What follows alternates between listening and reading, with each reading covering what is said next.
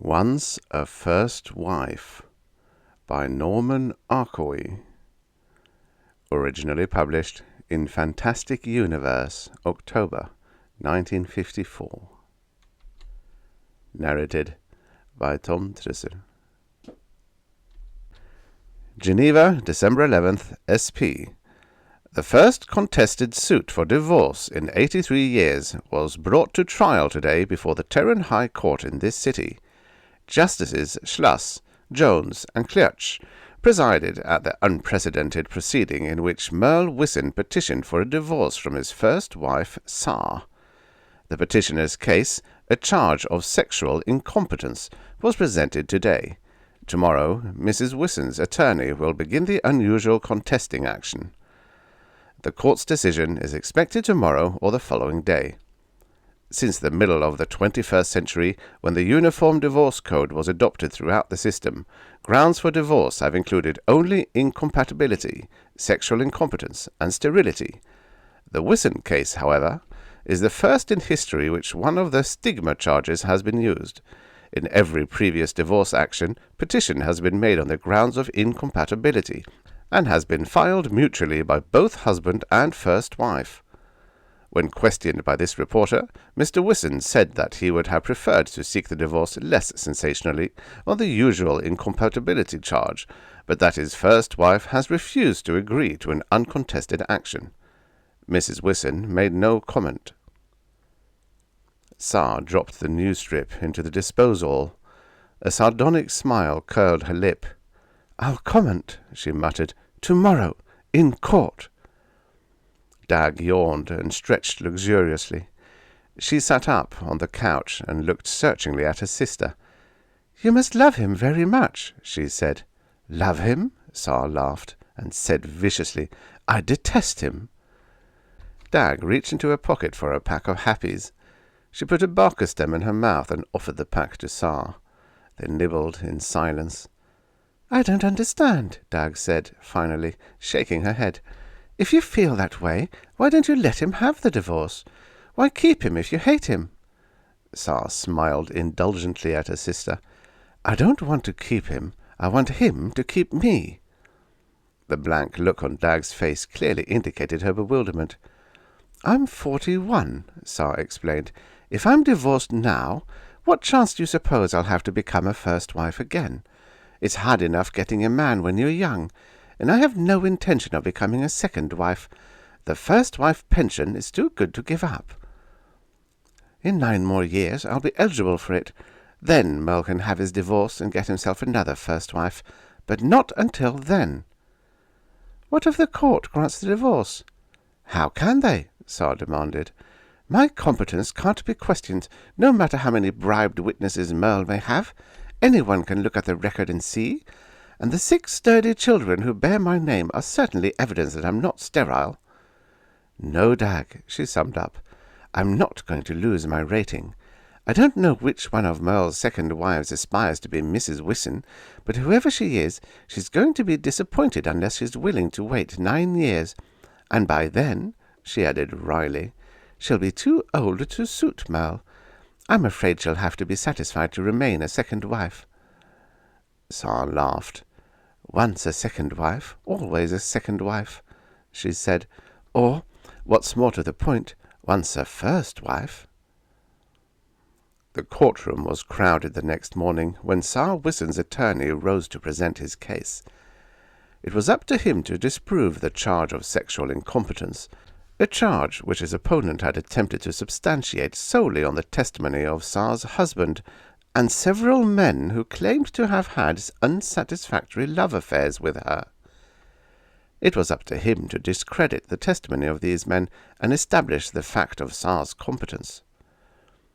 "Honourable members of the court," he began, "I shall prove beyond any doubt that the charge against my client, Mrs. Saar Wisson, has no basis in fact. Having established her competence, I shall request the court to deny the petition for divorce." "If it please the court," he announced, "I should like to call Mrs. Saar Wisson to the stand."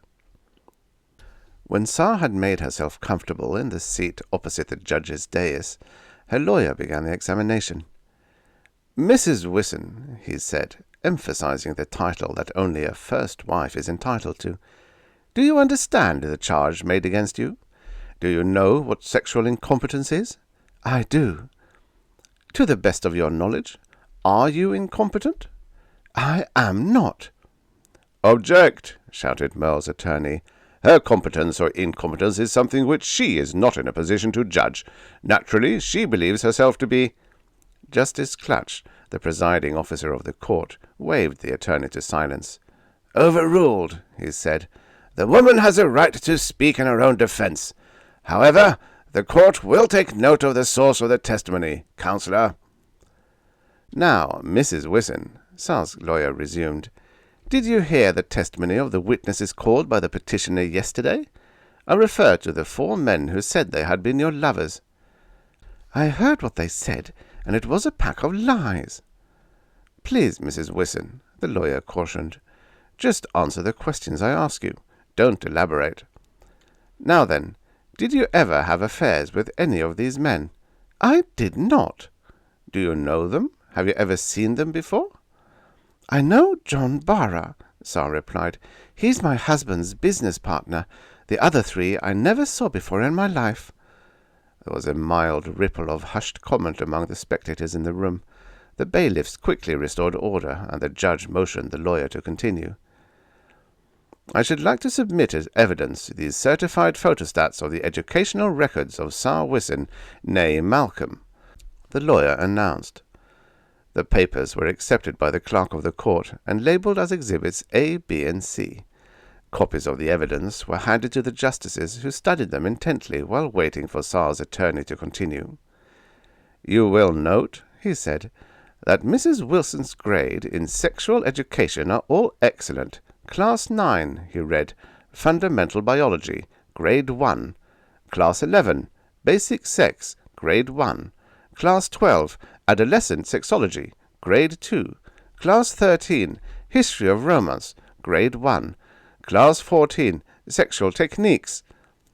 Justice Clutch interrupted him by pressing the hold button, causing the amber light on the front of the rostrum to flash warningly. "There's no need to list them all, Counselor," he said. "The court recognizes the evidence submitted. We can read the reports." "Yes, Your Honor, but I should like to point out especially that Mrs. Wisson was the top honor student in her class in Advanced Sexual Techniques in Class 21, the lawyer pursued. As a result, she received the Aphrodite Award at the University Commencement Exercises in 2116. How can such a woman be called sexually incompetent? Obviously, she's not only competent, she's expert." Merle's lawyer rose to his feet. "Objection," he said calmly, matter-of-factly. "We do not contest the lady's aptitude 20 years ago, when she last attended school. We do question her ability now, today, this year. It is regrettable that time and age can cause even the best of us to lose his or her talent, but such is the way of nature. And it is our contention that, regardless of her superior record in school, Sar Wisson is sexually incompetent today." Sar leaped to her feet. "That's not true!" she shouted angrily. "It's not true!" Tears welled in her eyes, and there was a catch in her voice as she said defiantly, "I'm only 41. I'm not old." The courtroom hummed excitedly over the dramatic outburst. Sar felt as if a million eyes were staring at her, a million tongues talking about her. She was conscious of an awkward stiffness in every part of her body, which was suddenly a strange, uncomfortable garment she wished she could throw off. She sat down again, folding her hands in her lap, nervously clasping and unclasping her fingers. Bowing her head, she fixed her gaze on the floor. Shame was an emotion she rarely felt. She felt it now, covering her, pervading the air around her. It was stifling. The buzzing in the courtroom grew louder, more excited. The full meaning of the accusation suddenly opened up to her, and she realized how serious it was. Yesterday she had laughed at the absurdity of the charge. Now she was infuriated by its viciousness. They actually meant to ruin her.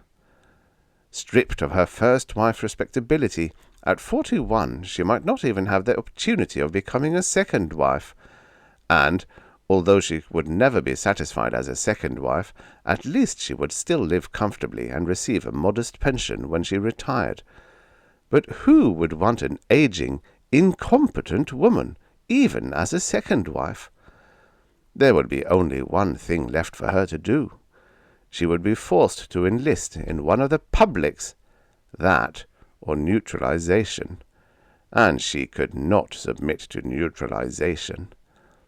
Life in the publics was not pleasant, but neutralization was no life at all.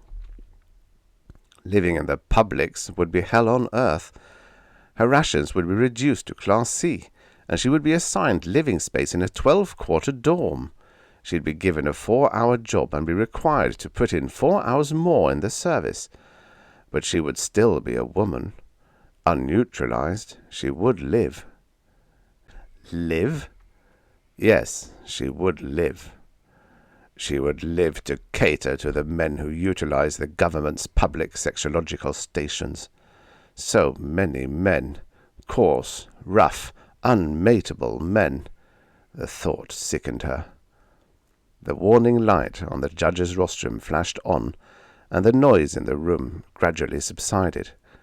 Order was restored. Justice Kliach cautioned Tsar not to disturb the decorum of the court again.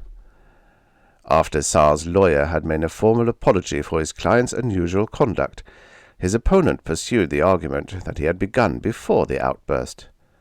"We maintain that Tsar Wison is incompetent," he repeated. "We have shown," he continued, "that not only her husband, but also 4 other men have recently been dissatisfied with her.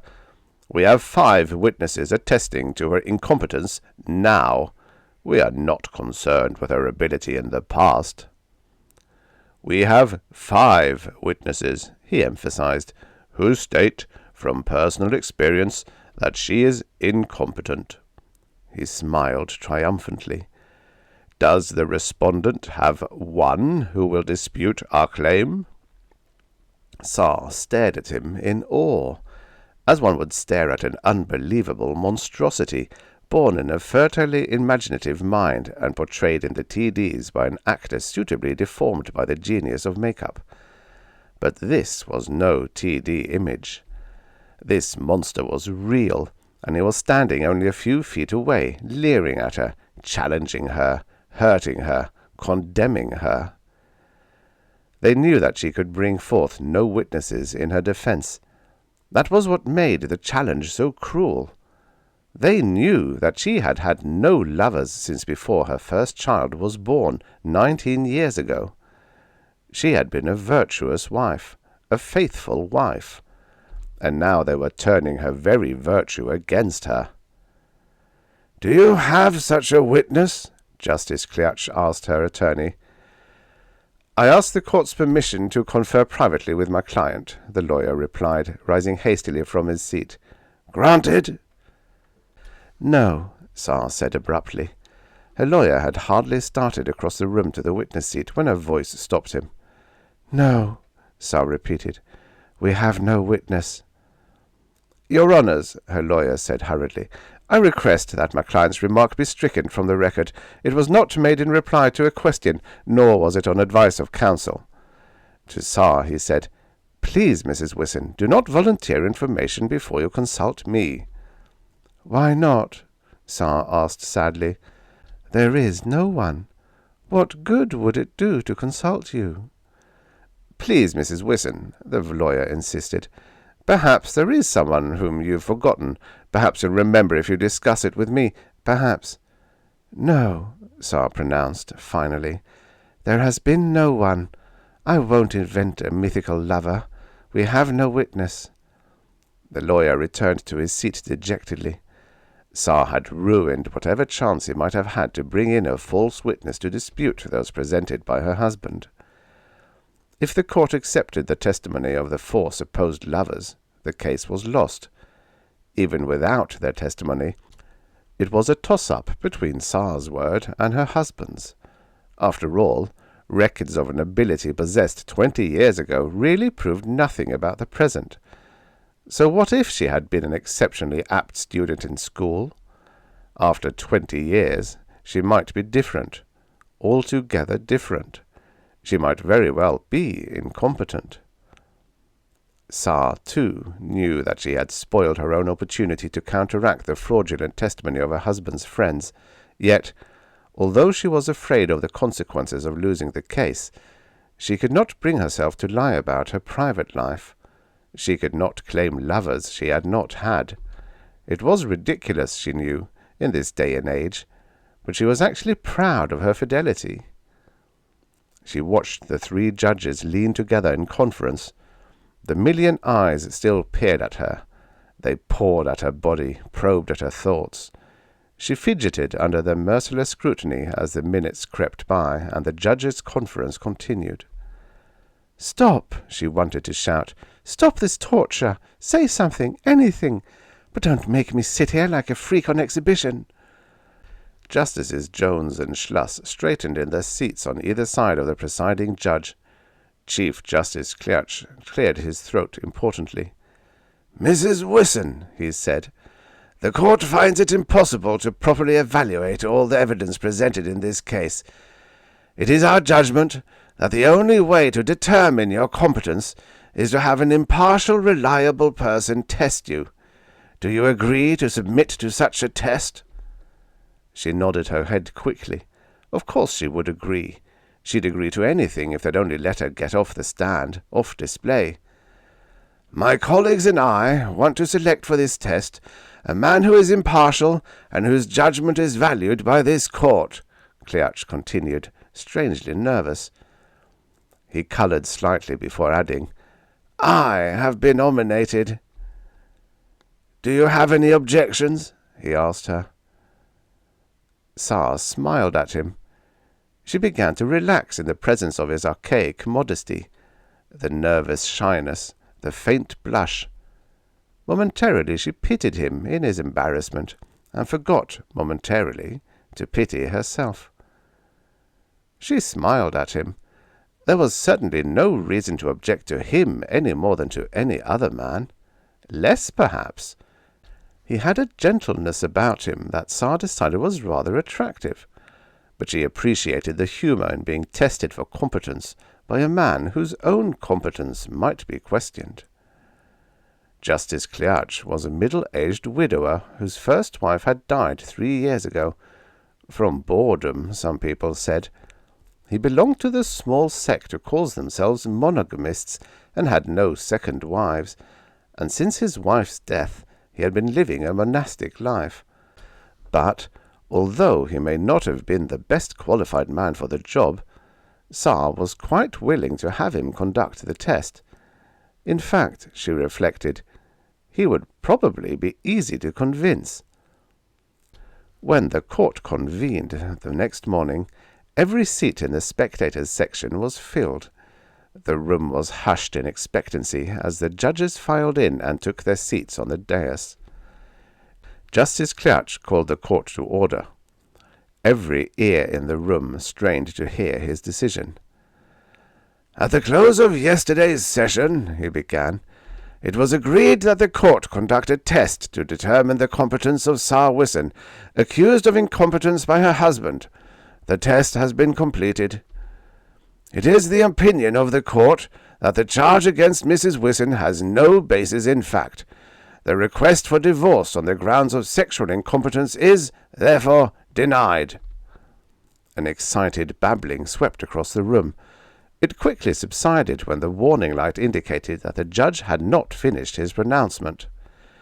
"However," Klutch continued, "Mrs. Wisson has informed the court that she no longer objects to the divorce and that she is willing to agree to the action on the usual grounds of incompatibility." Dag was amazed at the sudden turn of events. She couldn't believe what she saw on the newsstrip, screaming in maximum bold type, "Wisson divorced," and in letters only slightly less emphatic, "First wife withdraws objection." Dag stared at the amazing heads and began rapidly reading the story aloud to herself. Merle Wisson received a divorce from his first wife, Sarah, 10 minutes after the court had refused the divorce on the charge of incompetence.